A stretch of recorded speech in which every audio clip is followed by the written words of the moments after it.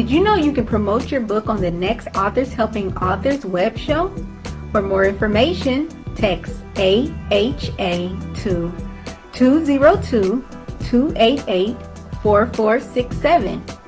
That's 202-288-4467.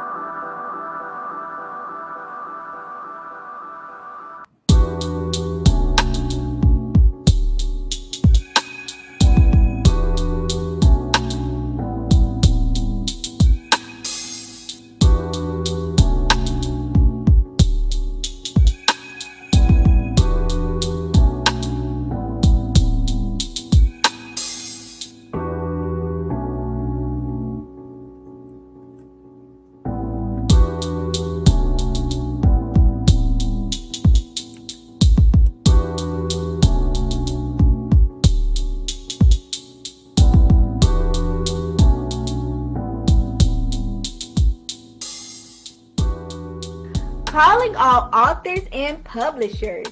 Did you know Everything Authors has a free downloadable directory of platforms you can promote your book on? No longer will you have to search multiple places to market your book because you can find them here. Download your list today at everythingauthors.com/free-resources. That's everythingauthors.com/free-resources.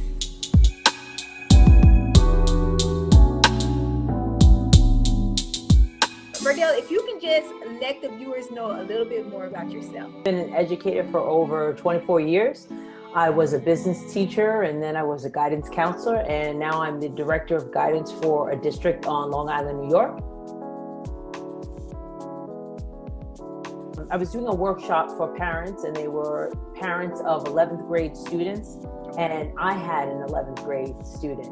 And when I started talking to the parents, I just came up with this concept that, you know, you really are an agent for your children. Yeah. You go out and you find the resources for them, you find information for them, and you bring it to them, just like a sports agent brings opportunities to their athletes, and then they have to perform. And as I was saying this to them, I kind of got a little overwhelmed, and and it really kind of prompted me to say, hey, parents really need a tool to help their children get through this process, but starting at an early age and really getting to know their child.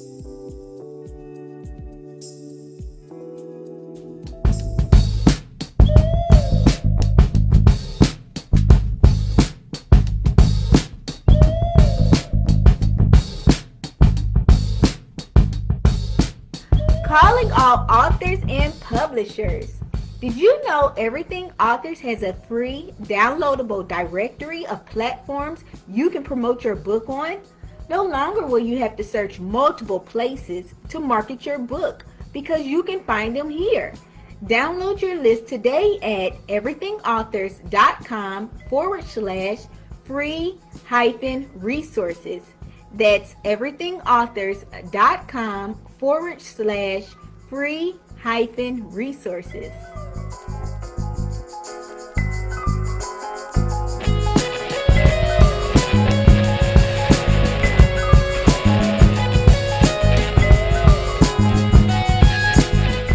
Are you an author who wants to promote your books without even saying a word? Visit our apparel collection at everythingauthors.com/shop. That's everythingauthors.com/shop.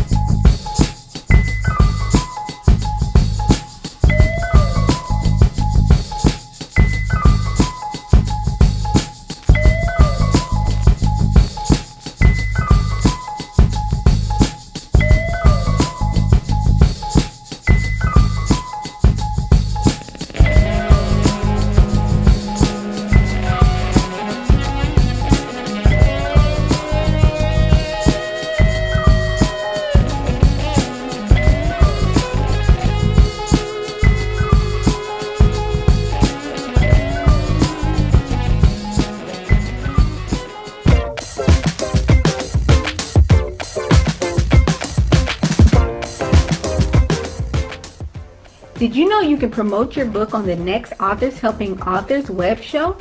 For more information, text AHA to 202-288-4467. That's 202-288-4467.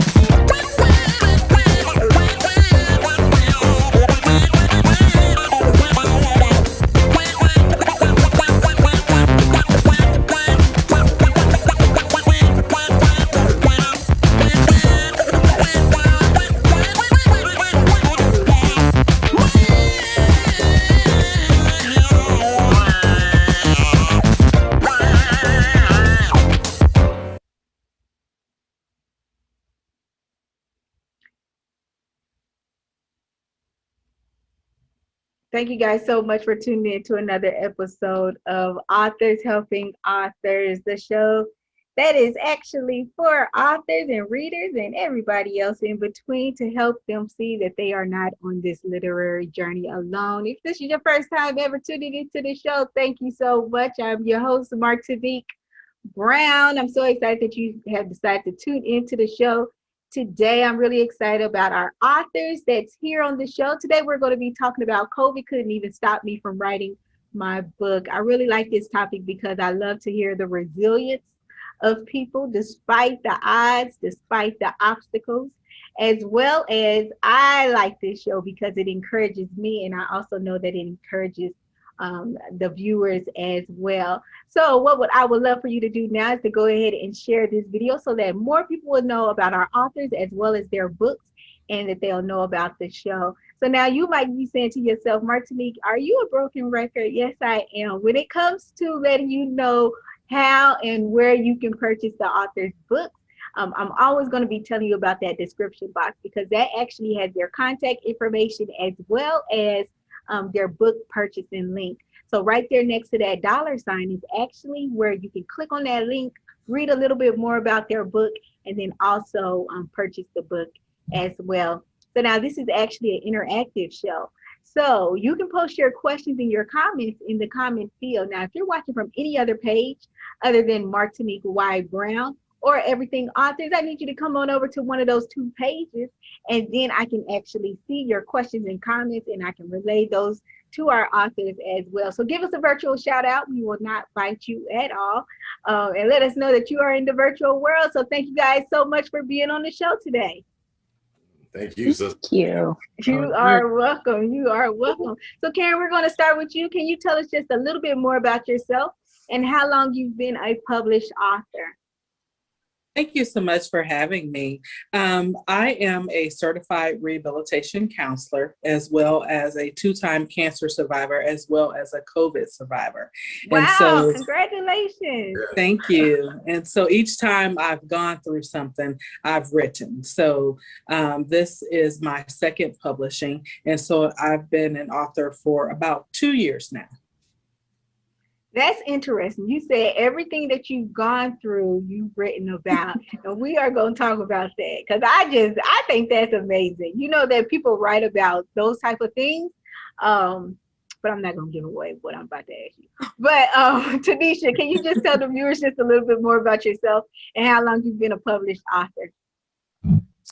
Hi, I'm Tanisha Collins, and I am an editor, proofreader, and forensic accountant turned best-selling author, speaker, and marriage coach. And I have been an author since 2018. 2018. Okay. Mm-hmm. And you definitely write some interesting books that a lot of people do not talk about. Oh, so now what about you, John, too? Can you let the viewers know just a little bit more about yourself and how long you've been a published author? Okay. Well, I'm John 2IG. I've been writing since a child. Wrote my first, got into story writing back in the late 70s, early 80s. Mm-hmm. I'm too a COVID survivor. I had COVID back in February. I didn't know that. Yeah, I did. Yeah, I forgot to tell you that. Yeah, I'm a COVID survivor. But during COVID in 2020, I published 4 books. Wow. And I've been a published author for about 2 years now. Mm-hmm, mm-hmm. You said you knocking this out. You making up for lost time, John, too. Is that what it is? Right. Yeah, I mean, it motivated me. It did. It just motivated me. So absolutely, for sure. Definitely.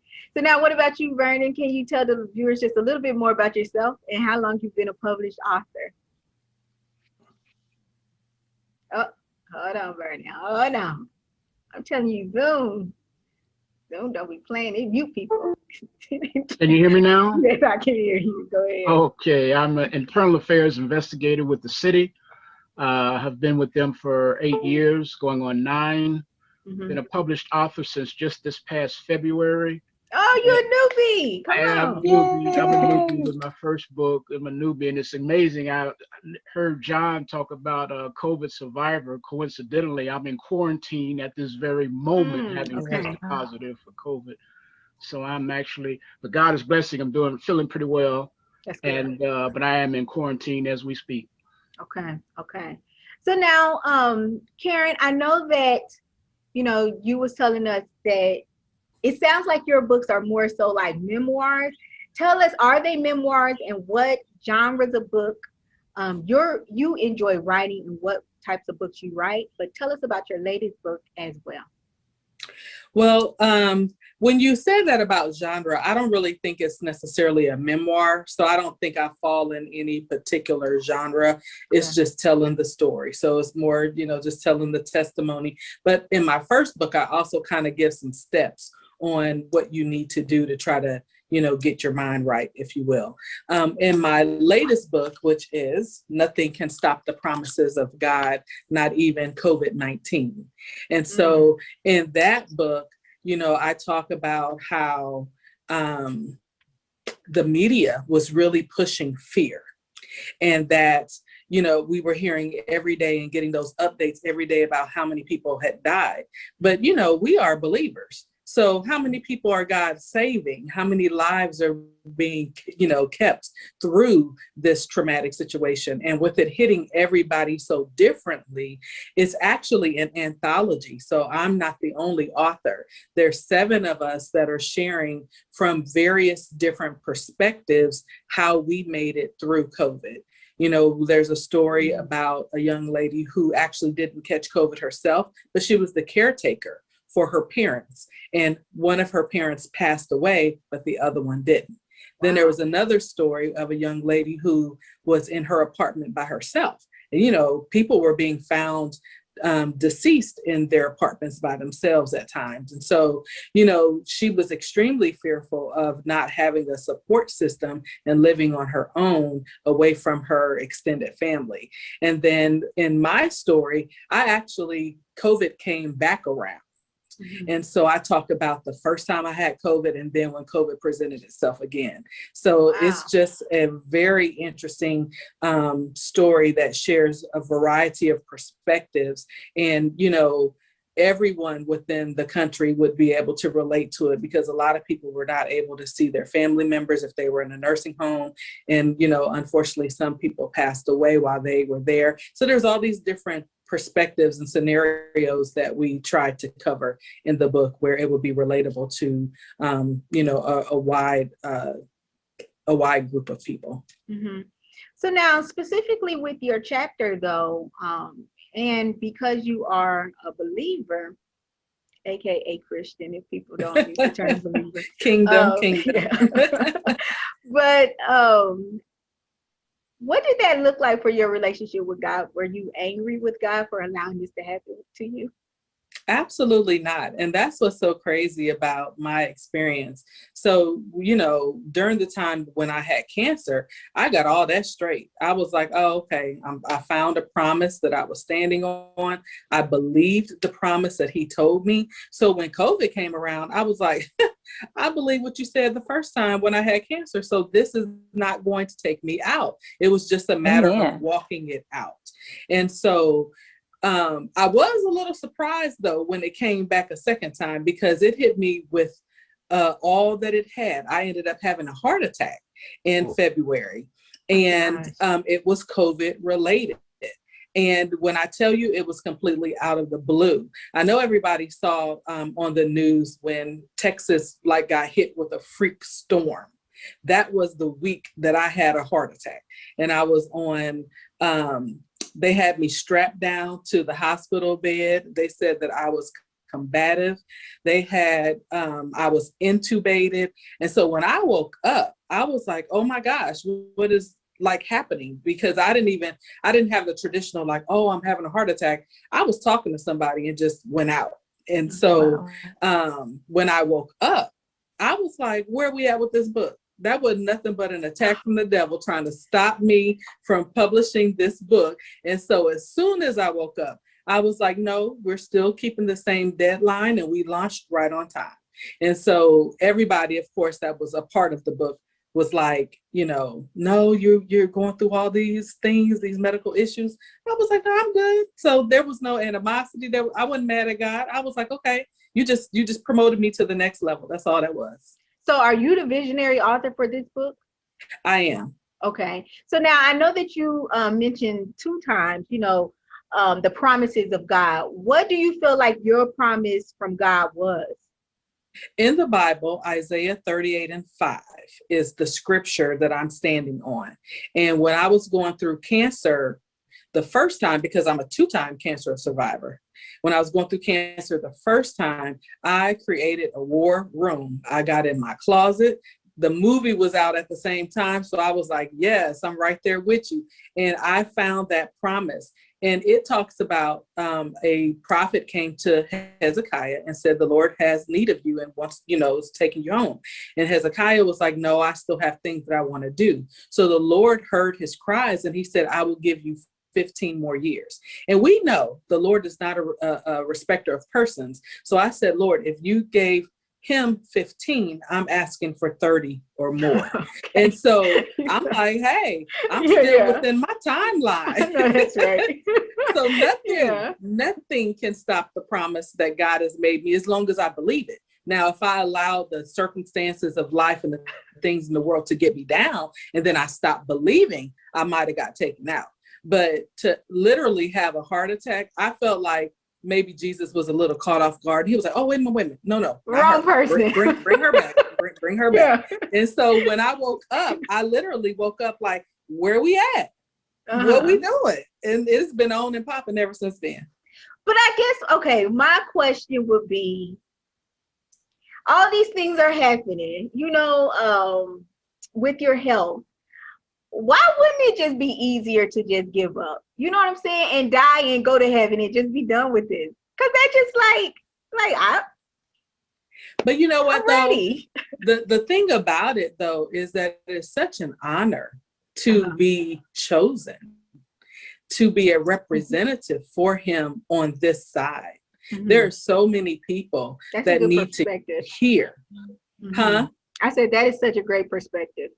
Yeah, there's so many people on this side that need to hear that no matter what you are going through, that if you believe what he has promised you, then you're going to see another day. Now, what the problem is that a lot of us are walking around all willy-nilly, don't have nothing that we're believing in. We don't have no relationship. And so, especially with me being a counselor, I have the unique opportunity to be able to really pour into people's lives and point them in the right direction. And so, as long as I'm willing and he keeps waking me up, I'm on assignment. That's good. We're going to We're gonna have to coin that. We're gonna get paid for that one. What about you, Tanisha? What genre books do you write? And can you tell us a little bit more about the latest book that you've written? I'm going to call my genre family. I have 2 books and a journal on marriage, and I have a book on parenting. And my latest book, let's see if the screensaver let you see it. There we go. My latest book is an anthology about surviving and overcoming trauma and tragedy leading to triumph. So I think kind of like I'm falling in there with Karen, with the anthology and with many of us, the co-authors in this book, speaking and believing, standing on the promises of God in order to get us through to see triumph after we have actually healed, telling our truth in this story. So what is your chapter about specifically? My chapter is telling the story of attempted date rape. Come on, Tanisha. My story is twofold. Because some people say, well, it didn't totally happen. You weren't penetrated, so you really didn't have trauma. But trauma is trauma. Yeah. A person who was with me can also suffer trauma because she had to watch me suffer trauma. So trauma is trauma.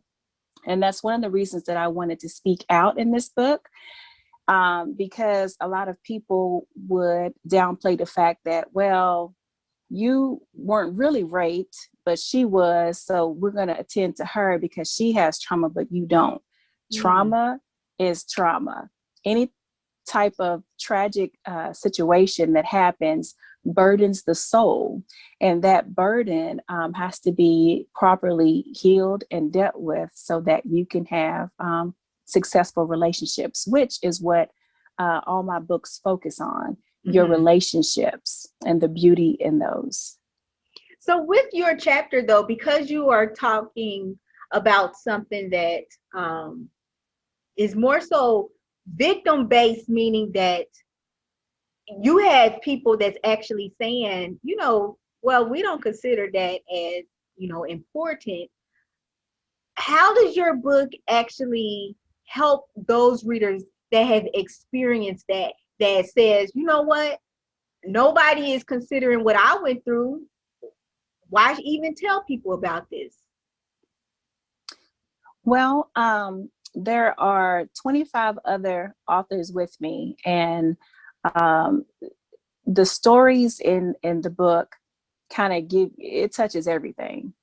But I felt like it was time to tell my story because as a parent, there are certain scenarios that people can get into that, not everyone talks about. So with me and my 2 youngest children are girls, and me telling them how to have a successful relationship and how to date with the purpose of being married, and having a group in which I coach in marriage and relationships, it's important for them to understand how you would get yourselves out of a situation like I was placed in, how you could build security and boundaries around yourself, and how you carry yourself in order to prevent the situation that I write about. And if you happen to be in that situation, you can see that there is a way out. There is a way to be healed, to be whole, and to have a successful relationship. So it was very important for me to tell the story, even though it's kind of like, ooh, no one really knew this part about my life. Yeah. I'm very open about my life on my social media, but never had I discussed that.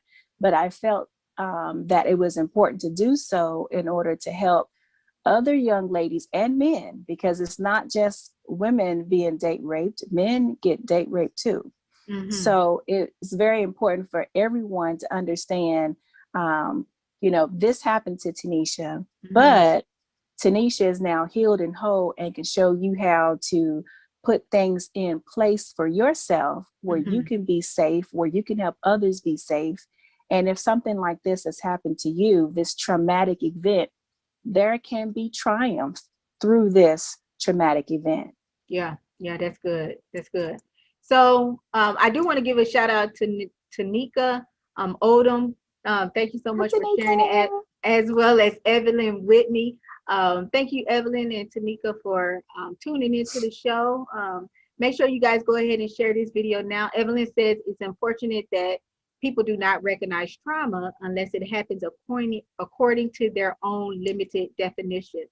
So, Tanisha, with you though, I know that you said that, you know, you're trying to also inform people about like maybe the situations that they put themselves in.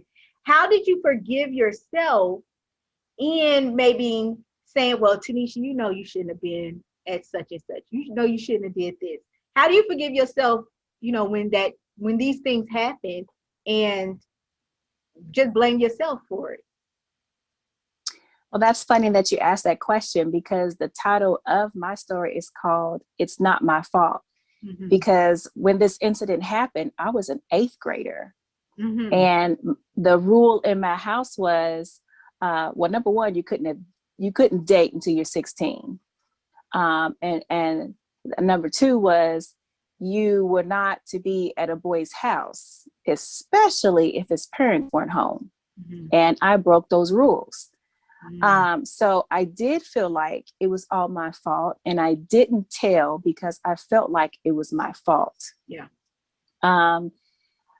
So I think I know the way I was able to forgive myself is, number one, when I had to spill the beans to my mother, the love that she didn't scold me like, I told you never to go over it. None of that happened. She supported me through it. She helped me through it. And then later on, as I matured, like Karen, started developing a relationship with Jesus Christ. And in him, I mean, he intentionally, purposefully forgives and covers with his love. So as I look back to, 8th grade, 9th grade, high school, I see where God has strategically placed people in my life to love me through the trauma, to coach me through it without having like formal counseling or formal sessions where you actually dealt with it on a professional level. But the way he led my life was placing people there to basically smother me in love in order to make sure that my self-esteem wasn't damaged from this type of trauma. That's good, Tanisha. Thank you so much for sharing that. After all the many times that I've interviewed you, I've never heard, I didn't know that happened to you. And I just thank you for the woman that you have become and who God has created you to be as well. And it's just so crazy how like that happened to you, but since God has be able to make you the type of woman you are, you do focus on like, sex as well as, within marriage and things like that, and how to have those healthy relationships. So I definitely appreciate you for being on the show. So now what about you, John, too? What genre of books do you write? And can you tell us about the latest book that you've written? Ooh, man, I'm sitting up here listening to everybody's testimony. Right. I'm just like, wow. First of all, God bless Sister Karen and Sister Tanisha. I was very moved to hear those stories. But as far as my books is concerned, I don't really have a specific genre. Most of my background, I'm a screenwriter before I became an author. Most of my older stuff, consisted of urban dramas, crime novels. My latest book was a huge departure from that. I think we talked about it before, Papa's Boys. Some family dramedy, something a little bit more heartfelt. And I took a chance on that just to see if I could actually do it. I didn't know if I even had the chops to even try to tackle something like that, something that personal. And a lot that is my most personal project, by the way. I injected a lot of my own experiences in that book in regards to Black fathers. I'm also a father too, so. But yeah, that's kind of well, it's hard to piggyback off of those two stories, man. I was like, man. Well, don't even try, John, too. I'm like, wow. I put it like this, in regards to what Sister Karen said. No, God ain't ready for you to go yet until you complete your mission, And I myself have escaped death more than a few times. COVID just, I say, COVID, oh, that ain't nothing. I dealt with a whole bunch of, other things, prior to that. So, so I'm not having fulfilled my purpose yet. And I think once that's, once I've done that, then, I can go and rejoin my family, in heaven. So, yeah. So now with your book, though, I know that you said that you more so talking about a father's perspective. What can readers gain from reading your book? Well, with Papa's Boys, I was just trying to illustrate a more positive image for Black men. I mean, I just got tired of all the negativity I was seeing. I'm 52 years old. And I just, a lot of this stuff is being, it's a lot of negative propaganda being placed upon brothers. And, I'm a blue collar brother. And I'm just talking about it, and we're not perfect. We definitely make mistakes. We're flawed, And so I just want to, just an everyday man, someone can identify with, who loves his family, who adores his two sons, and just wants to do the right thing, tries to do the right thing. Things don't always turn out, as in life, doesn't always turn out the way you plan them, So it's a very straightforward story, but I try to tell it try to inject some comedy and things in between all that, because that's not the Black experience. It's not all drama and gloom and yeah. And, yeah. True. That is so true. So now, why would somebody, we have tons of books out there. Why would somebody be interested in purchasing your book? Well, I think the trick is trying to tell a familiar story, or maybe even an old story, and make it fresh again. To keep people engaged. As a screenwriter, if you don't capture the people's attention in the first two paragraphs, they won't even read the screenplay. So I try to do that with my book, and that's kind of difficult this day and age, because people's attention spans is about the span of the chicken sandwich. You know what I'm saying? Don't pay attention to things. So I have to try to make it fresh, keep it interesting, and inject new characters. And so I guess the difference between my book and everybody else's is just told from my perspective. Okay. And, try to put a smile on your face, and hopefully change a few lives along the way. That's good. That's good. So shout out to Stephanie Nguyen as well as Lizzie Bivens for tuning into the show. Stephanie and Lizzie, please go ahead and put your contact information of your business. If you are interested in publishing your book, make sure you reach out to Stephanie and Lindsay. They will hook you up as well. So now, what about you, Vernon? What genre books do you write? And can you tell the viewers just a little bit more about the book that you have written? The book I've written, Martinique, is Father, They Know Not What They Do, God's Poetic Reach to a Lost and Dying World. The genre is for people who need to know the way.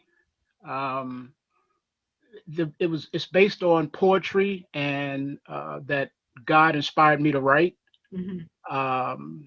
There's also some exhortations in there, messages that God gave me, and the entire book is it's dedicated to Him, because He's the one that gave it to me. I never had any intentions on being an author. Believe me, it was never one of my on my bucket list. Never on my bucket list. It really wasn't. So that's pretty much how it is. My parents. I used to write the poems. I'd be in bed maybe at midnight or 1 o'clock in the morning, and God would wake me up and just tell me to write. And that's how the poems came about. And I would read them to my mom and my dad, who passed just this past year. Oh, wow. Just a week shy of their 70th wedding anniversary. They died within 2 days of each other. As a matter of fact. Wow. Right. They died within 2 days of each other. And so after almost 70 years of marriage, and I would read them those poems and they would say, get them published, get them published, get them published, get them published. And I said, I will, but I never had the will. Uh-huh. And so after a while, and after they passed, one day I was sitting in this very chair that I'm sitting in now, and I happened to look at this manila envelope full of poems, bursting at the seams, full of poems. Yeah. And I was looking and I said, that's the way to honor them. That's the way to honor them. And that's what this is all about. So that's how we put the book together with the invaluable help of Stephanie A. Wynn. And the rest is history. So now with your book though, how many poems are in there? 33. 33 poems. And how long ago can we say one of the poems is? How long ago did I write it? Oh. When I was 8 years old, Martinique. Some of those poems sat in that envelope for quite a while. Yeah. Those poems sat in that envelope for quite a while. So some of them got 365 days plus on them. So now with your poems though, because I know your title is Father, for they know not what they do. How does your book actually lead to somebody to having a better understanding of who Jesus Christ is? Because a lot of people, Martinique, they, for whatever reason, they feel like they can't relate or don't want to put their hands on the Bible. They feel like, for instance, that they just can't seem to get the proper meaning that they should get out of the Bible. And so those poems are all geared toward learning more of God, learning more of Jesus in simple, easy, everyday language in poetic fashion. Okay. All of it pointed to Jesus. Every single one of the poems, for the most part, are poems that are just pointing society to Jesus, letting them know that, the game clock is almost over. And I think that is so cool about authors, just so much how much influence you all have over your readers, especially with Christian authors, like you said, some people may not even want to read the Bible, but they pick up, your book, or we don't know anybody else's book, we just know your book, but they pick up your book and, they might not even, yes, the title does kind of give it away, but, it is full of poems. And so I think that is just the beautiful part about your book. Even if somebody was to give somebody this book that is just like, hey, I know you like poetry, read this book, see how you like it. And I do believe that because Jesus Christ created us, he knows how to speak to our hearts individually. So I just think that that's the cool thing about your book. I know that you all have heard a little bit more about our author's book. Make sure that you go to that description box, because it actually has their purchasing link right there next to that $sign. And you will be able to read their book summary. Like I said, we just gave you a taste of the book, but once you read that book summary, then you'll get to learn a lot more about their books as well. So now, John, too, how did you actually stay motivated to continue writing during COVID? And tell us if you were actually writing when you were dealing with COVID yourself. Yes, ma'am. Absolutely. Well, I still worked. I was a central worker at my previous job during 2020. And so the thing that I was kind of going through a depression too, so the thing that kind of kept me focused was just jumping in and focusing on my craft. It was so much, like I said, so much going on. And I actually became diagnosed with COVID myself in February. Well, myself and my brother, we both got it at around the same time. And in the midst of that, though, I just before I knew it, the ideas, like piggyback off of what Brother Vernon just said, the ideas would just come at night. Sometimes there were days I didn't sleep. I just had to. I would jump on something and I had to finish it. I was touched to do it. My spirit was moved to do it. And, you know, like I said, before I knew it, I just had published 4 books. I actually written 2 books last year, and 2 were already pre-written, and then I published all 4 in 2020. And believe it or not, getting ready to publish book 5 by the end of the month. So That's good. yeah. That's good. That's good. But I guess I'm just wondering, like, wasn't there a moment where you was just like, okay, John, too, you know, you're sick, let's take a break. Oh, Let's was it, get oh, yeah. well. Oh, absolutely. Yeah, there were times where I wanted to hang my hat up, you know, and just be like, you know, what's the point? I mean, because especially when I wasn't getting a lot of responses, I was getting a lot of negative, you know, responses from readers, and it's like, oh, this is no good, and this and that, and you know, I had to learn to assist, you know, embrace that. You know what I'm saying? Take that criticism and let it motivate me. You know, just go in there and try harder, because I mean, I am a rookie author. I mean, I've only been at this for a couple of years. And I just let it to, you know, keep me motivated and not give up. You know, that's the devil. You know, the devil trying to play tricks on me. You know, and so I just you know just really use that and enable that. I mean, because it forced me to stay home for one. COVID did. It forced everybody to kind of station off and hibernate, and so I really honestly had no choice. I couldn't imagine doing anything else, really. Yeah, I understand. So now, what about you, Tanisha? How did you stay motivated to continue writing during COVID? How do I stay motivated?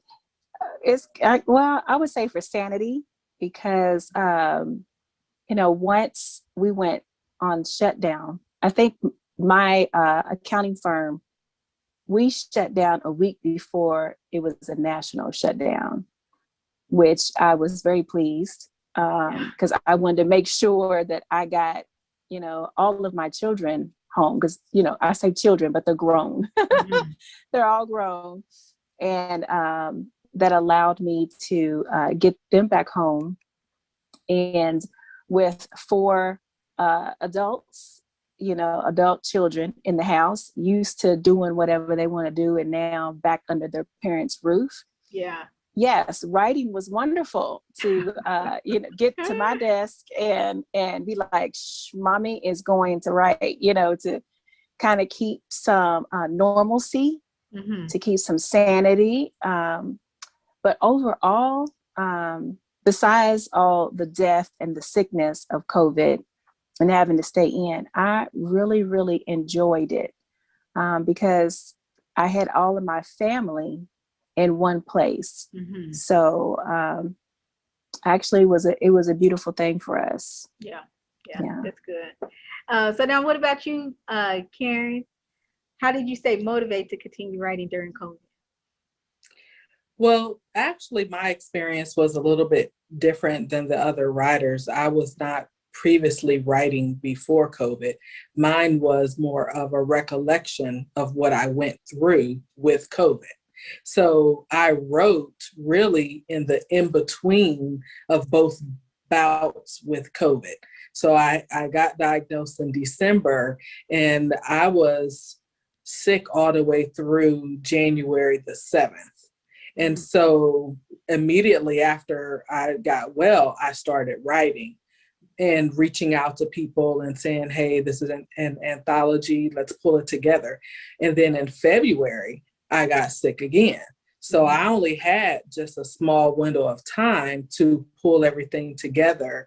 And then we had already talked about the first part of April being the launch timeline.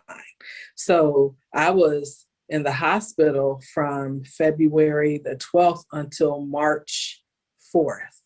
Wow. And I had my laptop at the hospital. I had to learn how to walk again and all of that old stuff, but I was having Zoom calls from the hospital and making it happen so that way that the timeline would still be on track. And of course, everybody was fussing, but it got done. What were they fussing about, though? Was it more so like, Karen, look, it's okay if we push this to June?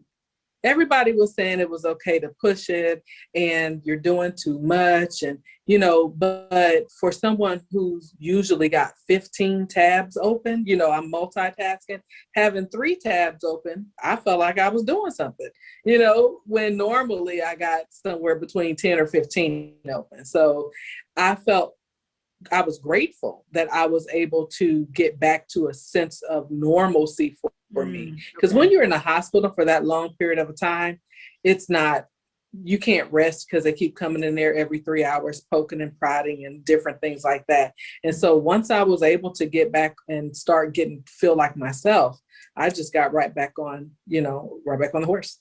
I think that's, somebody that has not had to deal with that, because I'm looking at you like, Karen, you're doing too much, but when you said that helped you to have that sense of normalcy, then that's something that I can understand, because like you said, I mean, your world has just been flipped upside down again, and like just to know that, okay, I'm getting my life back in order. I'm still in control of my life and things like that. So that really put some perspective and helped me to have a better understanding of what you're. And another thing about COVID for me was like Mr. Vernon, who's currently quarantining right now, you have a lot of downtime and you have a lot of time where your mind doesn't know what to do. And you're resting, but you're not resting. You're watching a lot of movies. You're doing, I had an extremely high fever. So I was in and out of sleep throughout COVID. And so there's this period of time where you want to and you need to get back to a sense of self. Okay. And so, like I said, I wasn't functioning. I'm still not functioning at 100%. And I try to tell my kids that, and they're like, yeah, whatever. Like, no, I'm forgetful, because there's some lingering side effects that a lot of people talk about with COVID. Like there's chemo fog, people that go through chemotherapy, you have some hit or miss in your memory and things like that. Well, there's also COVID fog where people, they're not functioning like they used to be able to. And so even now, I feel like I'm about 85% on a good day, about 70 on a day where I'm like, okay, today is Tuesday, but that's all a part of it. And you hear stories of people saying, after COVID, having some of those lingering side effects. So although it might look, I acknowledge, and I tell people all the time, no, I'm still dealing with some things, but the goal is to put one foot in front of the other and keep moving forward. And rest when you need to rest, and take care of yourself, shut it down. But when it's not that time, then you still got to be productive and take care of what you need to take care of. Definitely. So now, Vernon, how about you? You're in quarantine right now. You are like just trying to get through this COVID. How are you actually staying motivated during this time? And when you was writing your book and things like that. Well, I'm being motivated now. What I'm doing actually pre-COVID, like I say, during the height of COVID, and COVID hasn't gone anywhere, and I don't think it's ever going anywhere. But I was doing a lot of writing. Now, since I am in quarantine, Martinique and authors, I've been doing a lot of reading. I'm immersed myself in reading. As a matter of fact, I watch very, very little television. It seems like since I've been diagnosed there with this COVID or tested positive for it, I've watched less television. I do more reading. I'm trying to this is how I'm looking at it, Martinique. I figured, look, I'm alone. I have to be alone. God is with me. So why not take the opportunity to learn more about him during this time? Because it's just me and him. It's just me and him. And so I'm learning more about God, trying to get closer to him. Because you can never get too close to God. You can't never say, okay, I'm close enough. The only time, you can never say that. That's something a person can never tell you. I'm close enough to God. Right away, oh, there's a liar I'm talking to. You can never get close enough to God. So I'm trying to get even closer to God, trying to be the Bible says, study to show thyself approved, a workman who needeth not to be ashamed, rightly dividing the word of truth. So this is what I'm doing. I'm getting into God's truth and trying to stay positive and appreciate every moment that He's given me. That's good. That's good. So now, Evelyn has a question for you, Vernon. She says, "Do you have pictures of your parents in your book?" Yes, I do. Okay. Yes, I do. I have three poems of my parents in the book, and I have a poem devoted to my dad specifically, and a poem to my mom specifically. Mm-hmm. The poems Vernon and Francis Part 2, Vernon and Francis, the conclusion.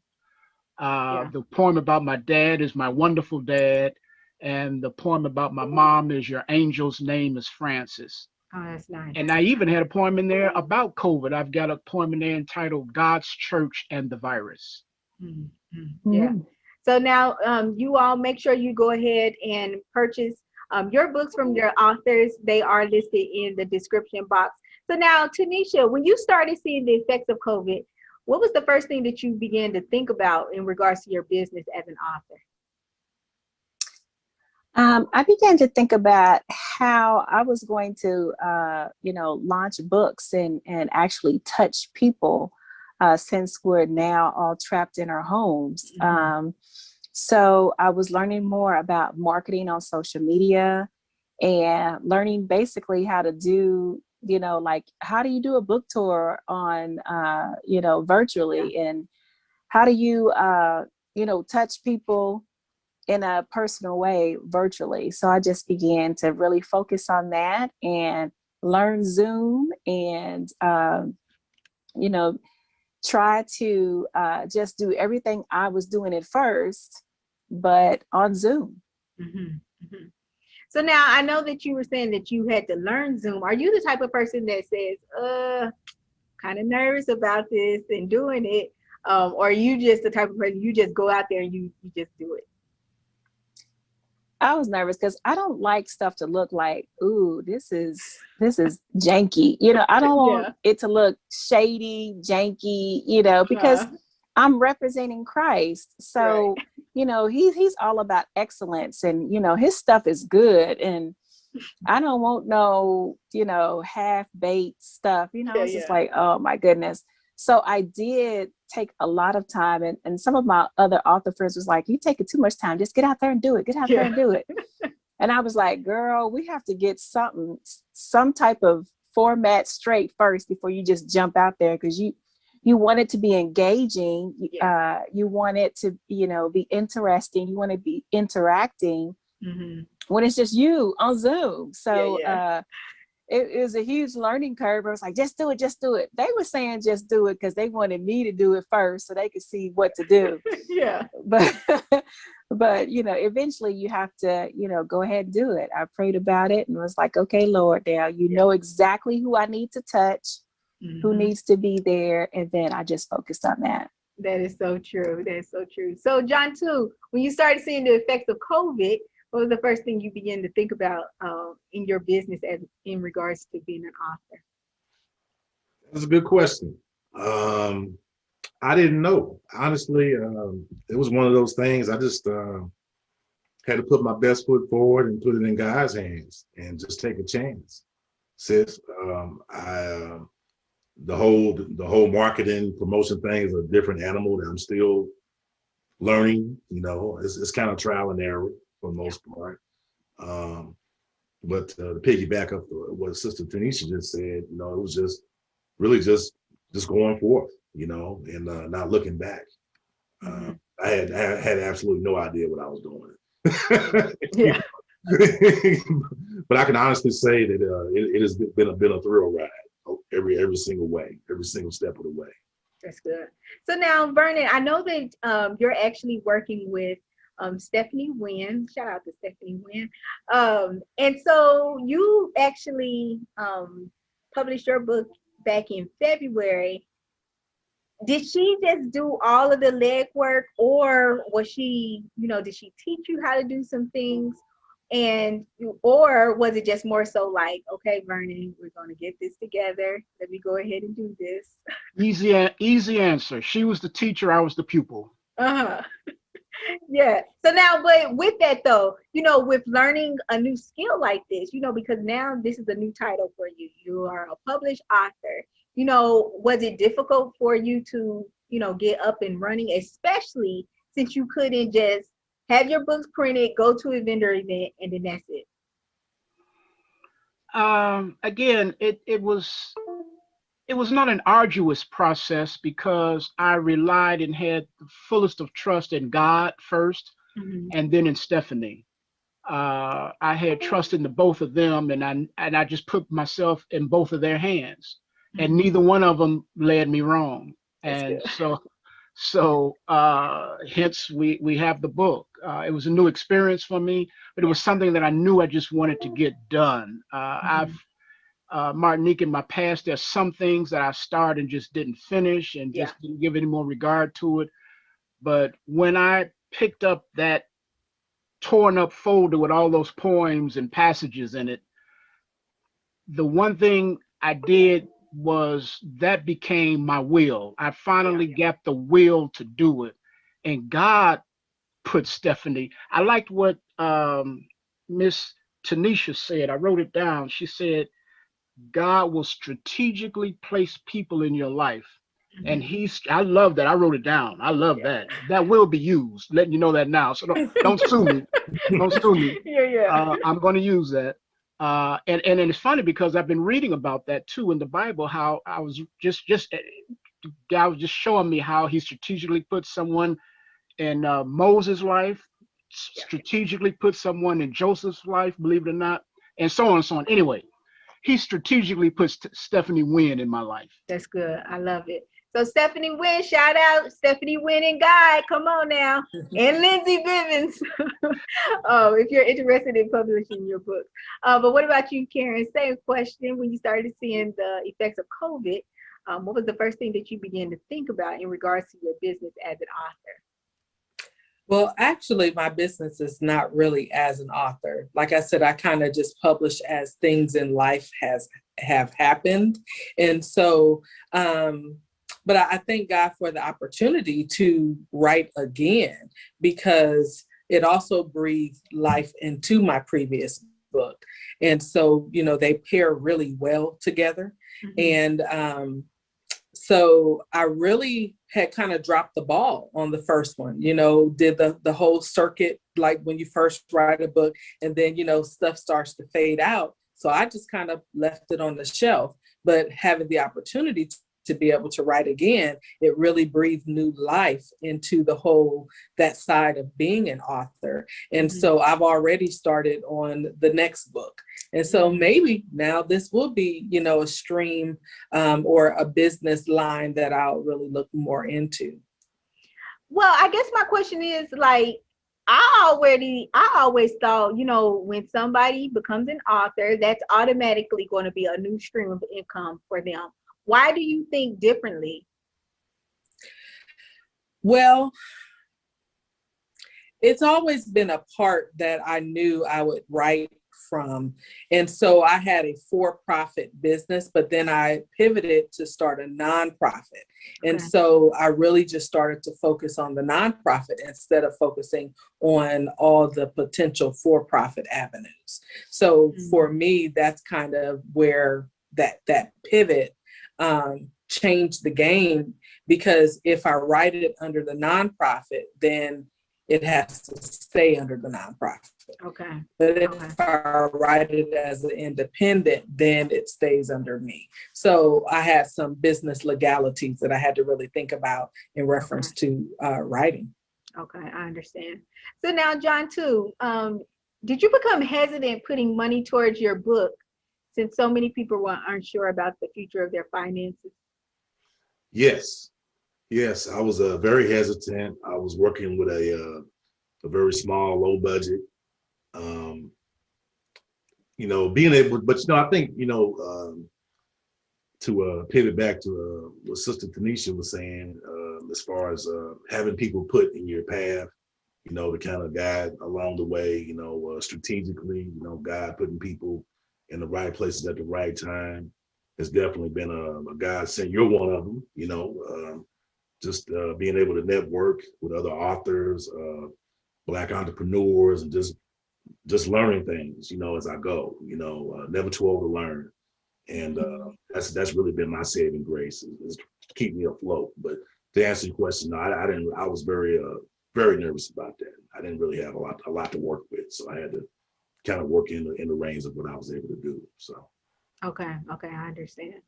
So now what about you, Tanisha? Same question. Did you become hesitant putting money towards your book since so many people were unsure about the future of their finances?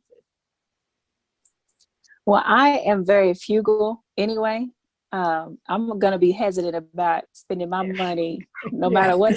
COVID, no COVID. COVID, no COVID. It don't matter. I'm just watching every dollar has a name. So, but my husband is the opposite. It's like they have no names. So I was definitely, thinking about, strategically what we're going to do with each dollar, especially since, this new thing was happening that affect not only your health, but your finances. So I say I was, if I'm 90% frugal all the time, I say I was maybe 92%, because in Christ, no matter what goes down, I'm still going to be provided for. So, and then actually, we earned more in 2020 than in previous years. So it was just God saying, "Hey, girl, I got you. I got you." Yeah. So I wasn't really thinking about it, but it did. About April 2020, really was like, okay, we don't know what's going to happen and what areas, because this is all new to the entire world. So maybe we should, cut some things back just to make sure. So, but after that, everything's all about, I'm trusting you, God. Okay. And this didn't surprise you. It surprised us, and we're like clueless, but he is never clueless. So there's no need for me to worry. Yeah, that's good.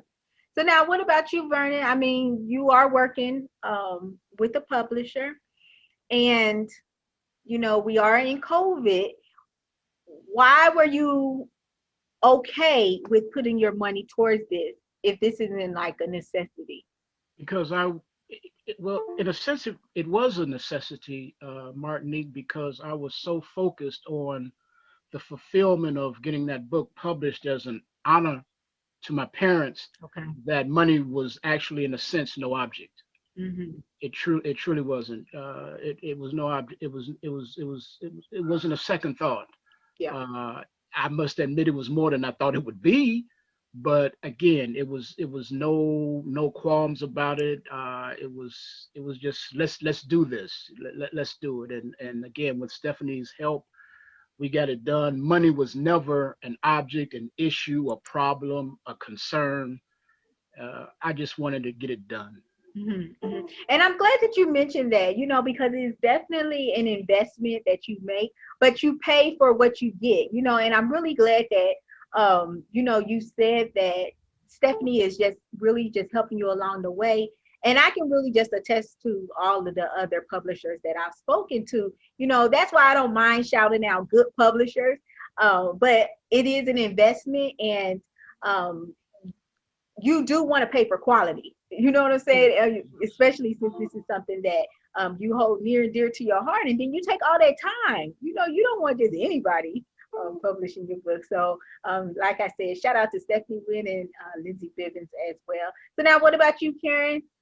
Did you become hesitant for putting money towards your book since people were unsure about the future of their finances? And then also on top of that, with your health. No, I didn't hesitate at all. And actually, I self-published my first book, so I knew how to get it up on Amazon and how to do all those things.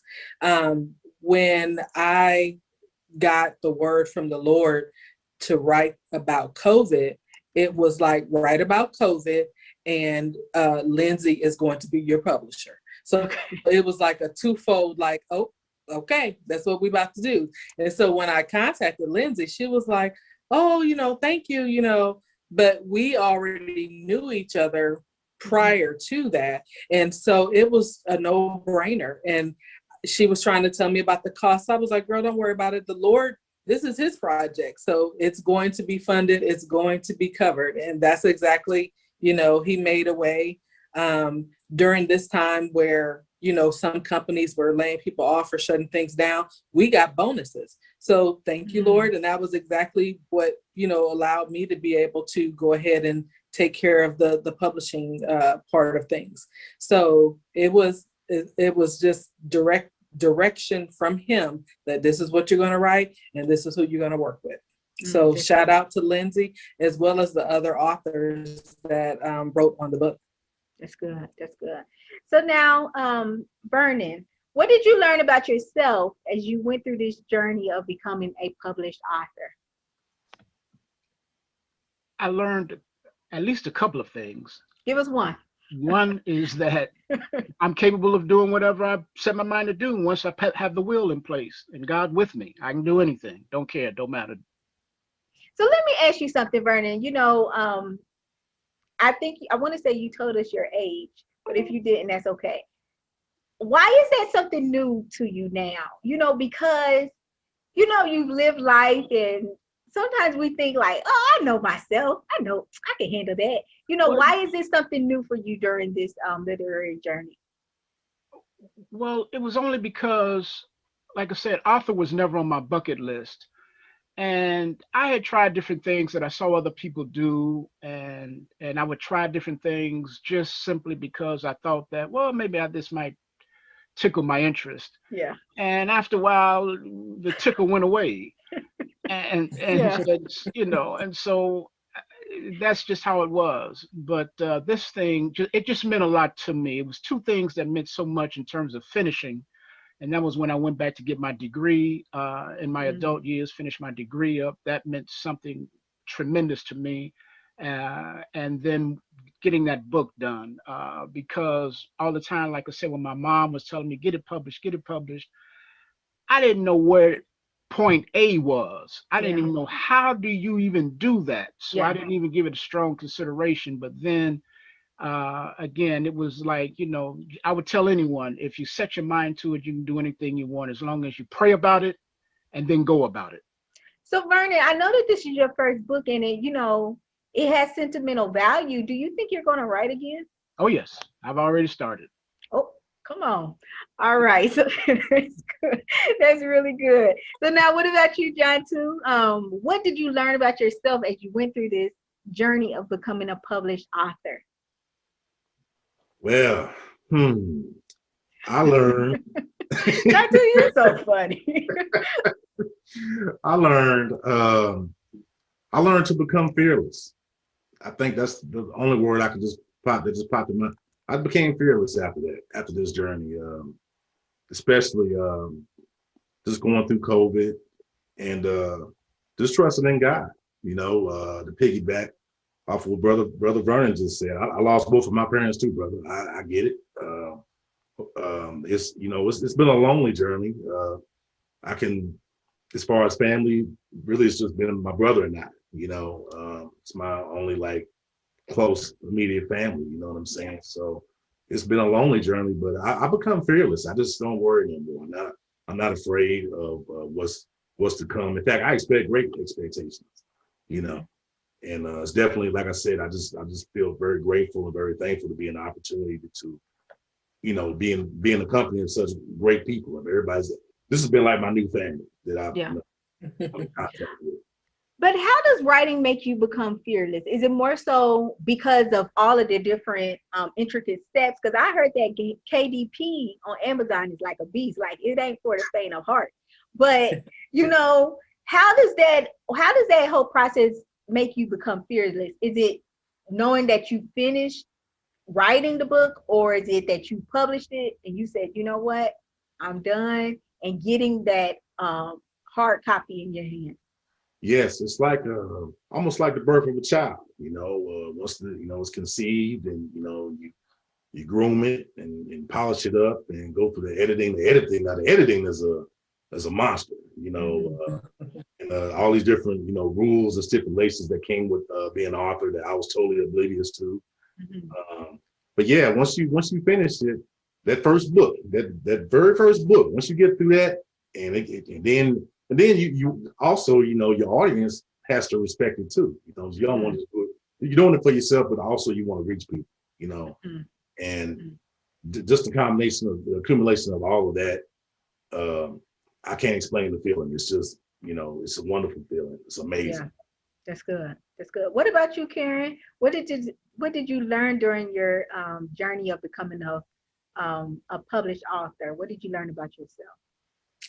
Well, this time around, doing it as an anthology, I learned that I enjoyed sharing the spotlight and being able to, where it's not all about me and my perspective, but being able to hear other people's perspectives and respect what they have gone through and respect their right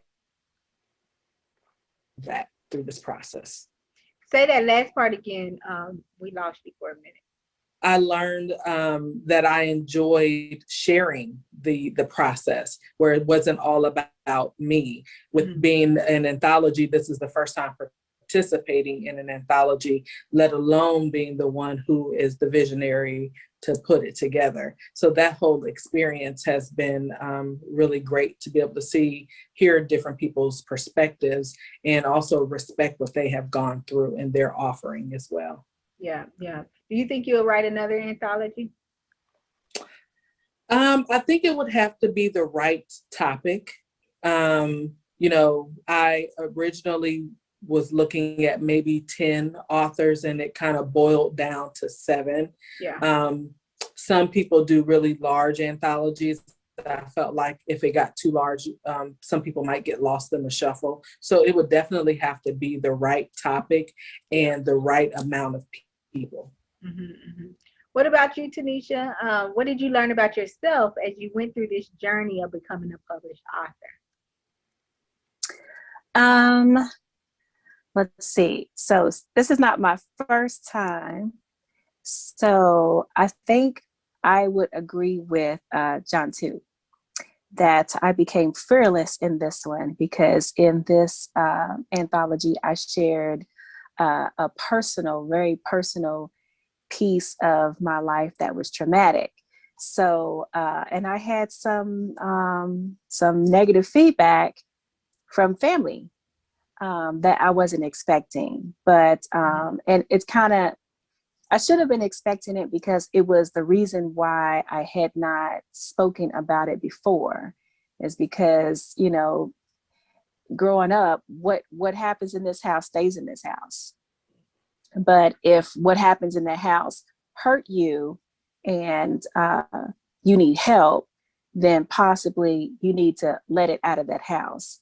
So I would say I learned to be fearless and not to worry so much about what people would think, because I'm known as the sexter lady. And, people are like, you're talking about sex all the time. And, and some people wonder, well, where does that come from? And then this book comes out and they're like, okay, now we're getting a little piece of it.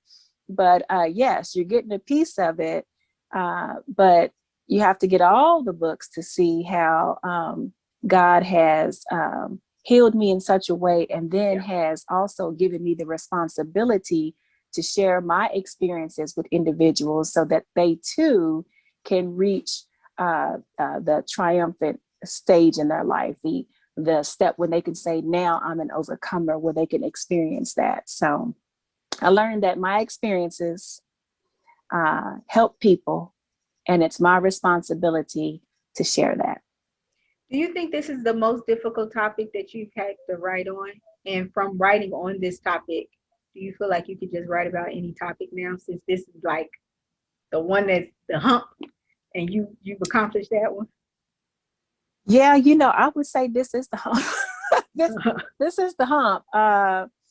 I thought that it was daring to write about, you know, sex, period. Because people are like, what? She wrote a book. I mean, my mother fainted when the Sex Dare came out. She was like, oh my gosh, I know you and Chris are happy, but I sure hope you're not saying what y'all doing in your bedroom. So funny. And I was like, baby girl, no, get the book. I'm gonna send you a copy.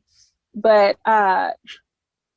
you know, I thought that was the hump, but no, this one is actually the thing that says you could write about anything as long as it's my personal experience and the goal is to help someone. Mm-hmm. That's good. Well, I definitely thank you all as the authors for being here on the show and really just helping us have a better understanding of just who you are as an individual, as well as your book, because it really does give us more insight as to why you wrote your books as well. I definitely thank you all as the viewers for tuning in to another episode of Authors Helping Authors. I hope that you guys continue to share this episode so that more people will know about our authors as well as their books in the show as well. Make sure you continue to go to that description box, because you do not have to wait until December to gift yourself a book or to gift somebody else a book as well. You know that these books specifically have different purposes and different perspectives. So if you know that somebody is possibly dealing with something or struggling with something, gift this book to them as well. You know, you might know somebody that's in quarantine. You know that Vernon said that all he's doing now is reading, you know. So a lot of these individuals may be reading. So make sure that you go ahead and check out their books in that description box right there next to that $. We definitely hope that you guys have a great remainder of the night, and we will talk to you all